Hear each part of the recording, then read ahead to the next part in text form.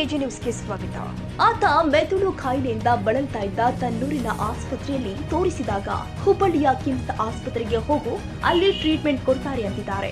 ಹೀಗಾಗಿ ಆತನ ಕುಟುಂಬದವರು ಹುಬ್ಬಳ್ಳಿಯ ಕಿಮ್ಸ್ ಆಸ್ಪತ್ರೆಗೆ ಡಿಸೆಂಬರ್ 22ರಂದು ಅಡ್ಮಿಟ್ ಮಾಡಿದ್ರು. ಆದರೆ ಬುಧವಾರ ತಡರಾತ್ರಿ ಅಡ್ಮಿಟ್ ಆಗಿದ್ದ ರೋಗಿ ಏಕಾಏಕಿ ನಾಪತ್ತೆಯಾಗಿದ್ದು ಆತನ ಕುಟುಂಬದವರು ಆತಂಕಕ್ಕೆ ಈಡಾಗಿದ್ದಾರೆ. ಹೀಗೆ ಫೋಟೋದಲ್ಲಿ ಕಾಣ್ತಾ ಇರುವಂತಹ ಈತನ ಹೆಸರು ಯಲ್ಲಪ್ಪ ಈರೆಕಲ್, ಬಾಗಲಕೋಟೆಯ ನಿವಾಸಿ. ಈತನಿಗೆ ಮೆದುಳು ಕಾಯಿಲೆಯಿಂದ ಬಳಲ್ತಾ ಇದ್ದ ಕಾರಣ ಹುಬ್ಬಳ್ಳಿಯ ಕಿಮ್ಸ್ ಆಸ್ಪತ್ರೆಗೆ ದಾಖಲು ಮಾಡಲಾಗಿತ್ತು. ಆದರೆ ಯಲ್ಲಪ್ಪ ಬುಧವಾರ ರಾತ್ರಿ 3 ಗಂಟೆಗೆ ಕಿಮ್ಸ್ ಆಸ್ಪತ್ರೆಯಿಂದ ಬೆಡ್ಶೀಟ್ ತಗೊಂಡು ನಾಪತ್ತೆಯಾಗಿದ್ದು ಆತನ ಕುಟುಂಬದವರು ಇದೀಗ ಆತಂಕಗೊಂಡಿದ್ದಾರೆ. ಅಷ್ಟೇ ಅಲ್ಲ, ಅದಕ್ಕೆ ಕಿಮ್ಸ್ ಆಡಳಿತ ಮಂಡಳಿಯ ನಿರ್ಲಕ್ಷ್ಯವೇ ಕಾರಣ ಅಂತ ಯಲ್ಲಪ್ಪನ ಅಣ್ಣ ಹೇಳಿದ್ದಾನೆ. ಈ ಬಗ್ಗೆ ಕಿಮ್ಸ್ ವೈದ್ಯರನ್ನ ಕೇಳಿದ್ರೆ, ನಮ್ಮ ಗಮನಕ್ಕೆ ಈಗಾಗಲೇ ರೋಗಿ ನಾಪತ್ತೆಯಾದ ಮಾಹಿತಿ ಬಂದಿದೆ. ಹಿರಿಯ ಅಧಿಕಾರಿಗಳಿಗೆ ಈ ಬಗ್ಗೆ ಮಾಹಿತಿ ಕೊಟ್ಟಿದ್ದು ವಿದ್ಯಾನಗರ ಪೊಲೀಸ್ ಠಾಣೆಗೆ ದೂರನ್ನ ನೀಡಿ ಆತನ ಹುಡುಕುವ ಕಾರ್ಯವನ್ನ ಮಾಡಲಾಗುತ್ತೆ. ಅಷ್ಟೇ ಅಲ್ಲದೆ ಕರ್ತವ್ಯ ಲೋಪ ಮಾಡಿದವರ ಮೇಲೆ ಕಟ್ಟುನಿಟ್ಟಿನ ಕ್ರಮವನ್ನು ಜರುಗಿಸಲಾಗುತ್ತೆ ಅಂತಾರೆ ಕಿಮ್ಸ್ ವೈದ್ಯ ಗುರುಪಾದಪ್ಪ. ಸೆಕ್ಯೂರಿಟಿ ಇದೆ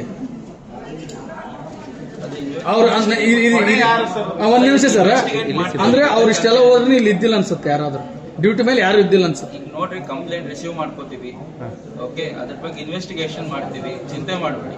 ನಮ್ದು ಆಸೆ ಎಷ್ಟ ಸರ್, ಈಗ ಅದು ಪೇಷಂಟ್ ಇದು ವಾರ್ಡ್ ಬೆಡ್ ಇಂದ ಕಾಣೆ ಆಗಿದ್ದಾರೆ ಅಂತಂದ್ರೆ ಮತ್ತೆ ಅದು ಏನಾಗಿದೆ ಎಲ್ಲಾನು ಇನ್ವೆಸ್ಟಿಗೇಟ್ ಮಾಡ್ಬೇಕಾಗತ್ತೆ.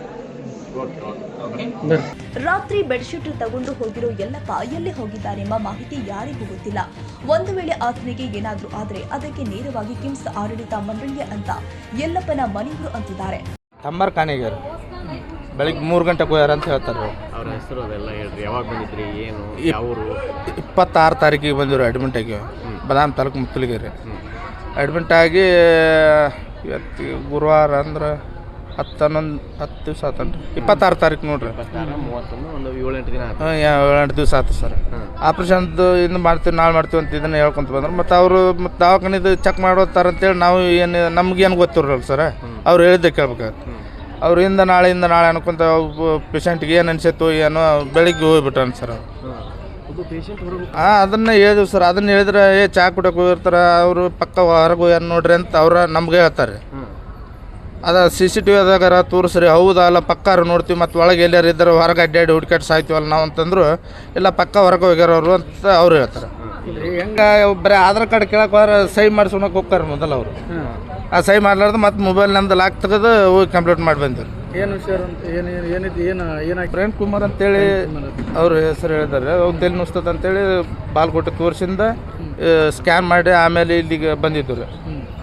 ಬಂದಿಲ್ಲ ಗೊತ್ತಿಲ್ಲ ಈಗ ಇಲ್ರಿ. ಅವ್ರಿಗೆ ಕೇಳಿದ್ರೆ ಏನಂತಾರೆ, ಕೇಳಿದ್ರೆ ಹೊರಗೆ ಹೋಗ್ಯಾರ ಅಂತ ಹೇಳ್ತಾರೆ ಇವರು. ಅಲ್ಲಿ ಒಳಗೆ ನೋಡೋ ಸಿಸ್ಟರ್ಗಳು ಇದನ್ನ ಹಚ್ಕೊಳಕತ್ತಾರಲ್ಲ ಅವರು, ನಮ್ಗೆ ಬಾಯ್ ಮಾಡ್ತಾರೆ. ಇನ್ನು ಅಕಸ್ಮಾತ್ ಹೊರಗಡೆ ಹೋಗ್ಯಾರ ಯಾರು ಅದನ್ನ ಈಗ ಇದು ದವಾಖಾನಿಂದ ಹೊಣಿ ಅಲ್ರಿ, ಇನ್ನು ನಾವು ಕರ್ಕೊಂಡು ಹೋದ್ರೆ ನಾವು ಹೊಣಿಗ್ಯಾರ.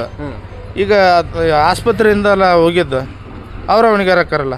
ಪೇಷಂಟ್ ಹೋಗ್ಯಾನಂತ ಯಾರು ರೆಸ್ಪಾನ್ಸ್ ಮಾಡಿಲ್ಲ ನಿಮ್ಗೆ? ಏನು ಇಷ್ಟುವರೆಗೆ ಆದ್ರೂ ಯಾರು ಇಲ್ರಿ. ಈಗ ಅಷ್ಟ ಬಂದಿದ್ರಲ್ಲ ಅವ್ರು ಅಷ್ಟ ಈಗ ಬಂದು ಕೇಳಕತ್ತಾರ.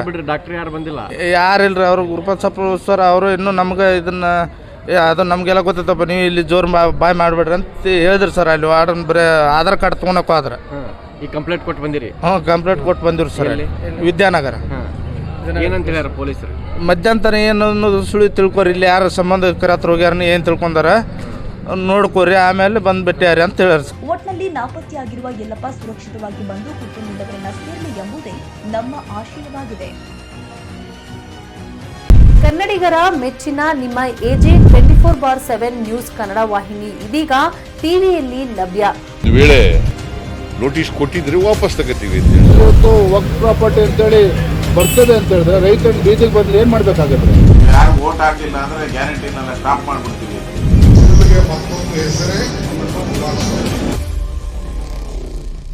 ಕರ್ನಾಟಕ ಮತ್ತು ದೇಶ ವಿದೇಶ 360 ಡಿಗ್ರಿ ಸುದ್ದಿ ಹಾಗೂ ಉತ್ತರ ಕರ್ನಾಟಕ, ಬೆಳಗಾವಿ, ಬಾಗಲಕೋಟೆ, ಧಾರವಾಡ, ಹಾವೇರಿ, ಗದಗ, ಬಿಜಾಪುರ ಜಿಲ್ಲೆಯ ಕ್ಷಣ ಕ್ಷಣದ ವಿವರವನ್ನ ಪಡೆಯುವುದಕ್ಕೆ AJ 24/7 ನ್ಯೂಸ್ ಕನ್ನಡ ವಾಹಿನಿಯನ್ನ ಲೈಕ್ ಮಾಡಿ, ವಿಡಿಯೋಗಳನ್ನ ಶೇರ್ ಮಾಡಿ, ಕಮೆಂಟ್ ಮಾಡುವ ಮೂಲಕ ನಮ್ಮ ವಾಹಿನಿಗೆ ಸಹಕಾರ ನೀಡಿ ಮತ್ತು ಚಾನೆಲ್ ಅನ್ನ ಸಬ್ಸ್ಕ್ರೈಬ್ ಮಾಡಿ. ಧನ್ಯವಾದಗಳು.